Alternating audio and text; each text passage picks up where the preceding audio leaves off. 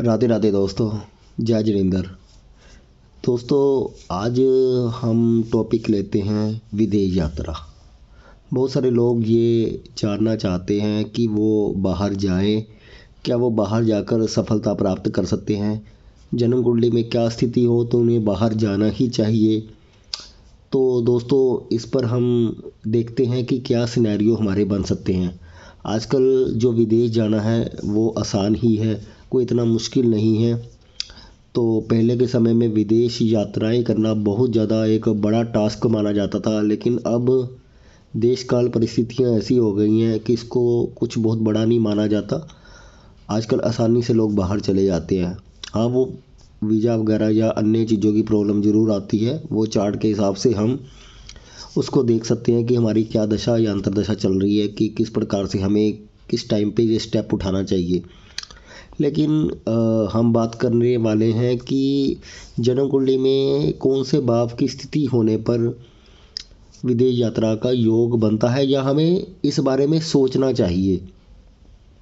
तो दोस्तों, बेसिकली सभी एस्ट्रोलॉजर का ज्ञान रखने वाले एस्ट्रोलॉजी लवर्स को सबको पता है कि जन्म कुंडली में जो फोर्थ हाउस है उसको सबसे पहले देखना ज़रूरी है। सभी ये जानते हैं और मानते भी हैं कि चौथा घर अगर हमारा ख़राब होता है, पीड़ित होता है, तो वो हमारी जन्मभूमि मातृभूमि से हमें दूर करता है। ये पहला पॉइंट है जो सभी जानते हैं। और यानी फोर्थ हाउस मैलेफिक प्रभाव में होना चाहिए, सेकंड हाउस मैलेफिक प्रभाव में होना चाहिए, क्योंकि सेकंड हाउस भी हमारा कुटुंब का घर माना जाता है। फोर्थ हाउस हमारा मातृभूमि, पारिवारिक जीवन से हम दूर जाकर कहीं पर हम काम करने के लिए जा रहे हैं या सेटलमेंट के लिए जा रहे हैं, परमानेंट रहने के लिए जा रहे हैं, तो दूसरा और चौथा घर खराब होना चाहिए, यानी पापी ग्रहों का प्रभाव होना चाहिए। शनि की दृष्टि भी इन दरों से दूर करती है। केतु का प्रभाव भी हमें खेत छुड़ा देता है हमारा, जहाँ पर हम रहते हैं। हाँ, तो राहु भी कई बार पारिवारिक जीवन में अशांति पैदा करके ऐसा इंसान वहाँ से भाग कर कहीं और जगह पर जाने की कोशिश करता है। चंद्रमा मूवमेंट करता है तो चंद्रमा भी कई बार यात्राएं करा देता है, सफ़र करवा देता है और वहाँ से हमें निकाल कर कहीं ले जाता है। तो ये परिस्थितियाँ बनती हैं। और साथ ही साथ आपको पता है कि जन्म कुंडली का 12वां घर जो विदेश का ही घर माना जाता है। बेसिकली विदेश का घर अब हम 12th हाउस को मानने लगे हैं, लेकिन पुराने समय में क्योंकि इसको समुद्री यात्राएं बोला जाता था, तो विदेश का जो बेसिक सही घर है वो 8वां घर होता है। तो 8वां घर का संबंध अगर मजबूत बनता है, 8वां घर ज़्यादा एक्टिव रहता है, तो इंसान विदेश यात्राएं करता है, क्योंकि समुंदर पार की यात्राएं होती हैं ये। लेकिन जब से वो हम प्लेन से जाने लगे हैं या राहु को उसका कारक मानने लगे हैं हवाई यात्राओं का, तब से हम 12th हाउस और राहु को ज़्यादा कंसिडर करने लगे हैं। लेकिन वास्तव में अष्टम भाव रिस्पॉन्सिबल है सबसे ज़्यादा, और अष्टम भाव के माध्यम से ही हम विदेश जाने का सपना देखते हैं या अपनी मातृभूमि से दूर हो जाते हैं। वैसे देखा जाए तो 4, 8, 12 यानी मोक्ष त्रिकोण ही हमें बाहर लेके जाता है, हमें अपने घर से दूर करता है। मोक्ष त्रिकोण यानी हमारा यहाँ अपने घर का मोक्ष कर देता है। तो 4, 8, 12 मोक्ष त्रिकोण ही विदेश यात्राओं के घर है मुख्य रूप से। तो फोर्थ हाउस का स्वामी 12 में हो, 12 का स्वामी फोर्थ में हो, 8th हाउस का स्वामी फोर्थ में हो, फोर्थ का स्वामी 8th में हो, तो ये स्थितियाँ बनती हैं। और इसमें एक महत्वपूर्ण बात ये भी होती है कि कई बार हम प्रोफेशन के सिलसिले में जाते हैं, तो शनि का संबंध अगर किसी प्रकार से ऐसे बनता है, वैसे या तो शनि वक्री होता है, बृहस्पति वक्री होता है। अब बृहस्पति वक्री होता है तो नाड़ी ज्योतिष में कहा जाता है ऐसा इंसान अपने जन्म भूमि से दूर तरक्की करता है।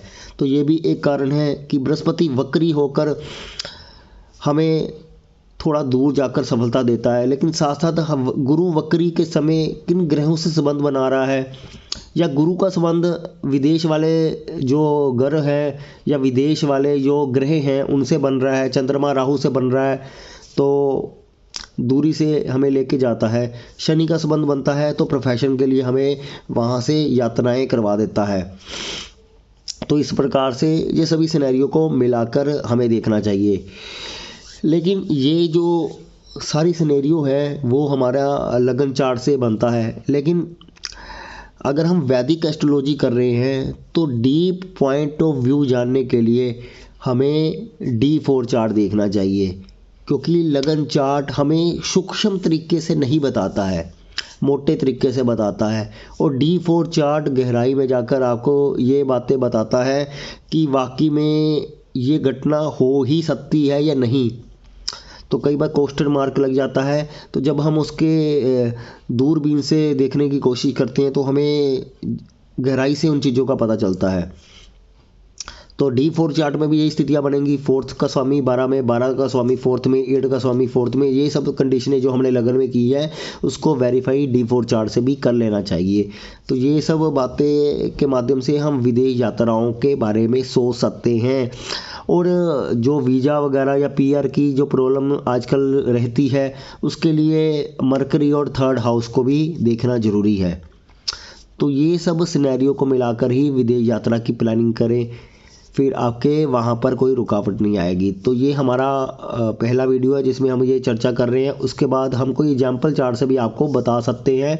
अगर इस वीडियो को आप प्यार देते हैं तो अगला वीडियो हम कुछ एग्जाम्पल चार्ट, प्रैक्टिकल चार्ट पर भी आपको करवाने की कोशिश करेंगे, क्योंकि मेरा जो मकसद रहता है कि प्रैक्टिकल ज्ञान आपको होना चाहिए कि वास्तव में वो चीज़ें लगे। क्योंकि ये बातें तो आप बड़ी जगह से सुनते आए हो, इसमें मैंने अपना अनुभव भी डाला, सारी चीज़ों की रिसर्च भी डाली, लेकिन जब तक प्रैक्टिकल बात ना हो तब तक इंसान उस चीज़ को नहीं समझ पाता है। तो प्रैक्टिकल ज्ञान मैं दे सकता हूँ, और प्रैक्टिकल मैं बहुत सारे सालों से फ्री सर्विस भी देता आया हूँ, लोगों को बताता आया हूँ, सिखाता आया हूँ। तो 2015 से ही मैंने बड़े बड़े मंचों के माध्यम से भी, ज्योतिष मित्र के माध्यम से भी लोगों को ये बताने की कोशिश की। और अगर आप चाहते हो कि प्रैक्टिकल ज्ञान के साथ आपके ज्ञान में वृद्धि हो, तो अगर इस वीडियो को आप वायरल करते हैं, इस वीडियो को ज़्यादा से ज़्यादा शेयर करते हैं और इस वीडियो को ज़्यादा प्यार देते हैं, तो आप इसका सेकंड पार्ट देख सकते हैं। अन्यथा इस वीडियो को हम यहीं पर विराम देंगे। धन्यवाद दोस्तों, थैंक यू वेरी मच।